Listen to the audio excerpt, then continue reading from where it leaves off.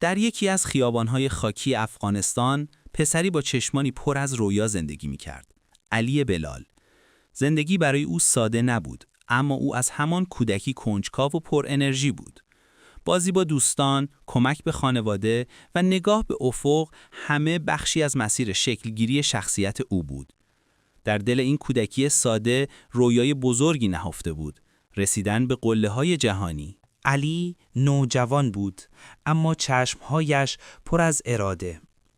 او می‌دانست مسیر آسانی در پیش ندارد، اما آماده بود برای سخت‌ترین چالش‌ها.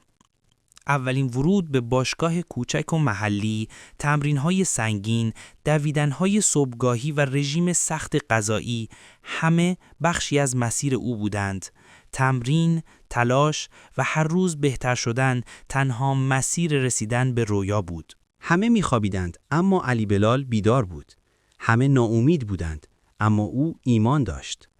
بلند کردن وزنه‌های سنگین، دویدن صبحگاهی، تمرین‌های بیوقفه و رعایت دقیق رژیم غذایی. او می‌دانست موفقیت تنها با پشتکار و تعهد کامل به دست می‌آید. اولین مسابقه، اولین شکست. علی روی صحنه بود، اما بدنش هنوز کامل نشده بود. همه ناامید می‌شدند، اما او نه. او می‌دونست هر شکستی پله‌ای برای رسیدن به قله است. او تصمیم گرفت بازگردد، قوی‌تر از قبل. تمرین‌های حرفه‌ای، نظم آهنین و تلاش بیوقفه همه او رو به مرحله بعد رسوندن. سالها گذشت و پسری از خیابان‌های خاکی افغانستان حالا به بزرگترین رقابت‌های جهان رسیده بود. قهرمانی آرنولد کلاسیک 2025، نایب قهرمانی مستر المپیای 2025، نایب قهرمانی مستر المپیای 2024.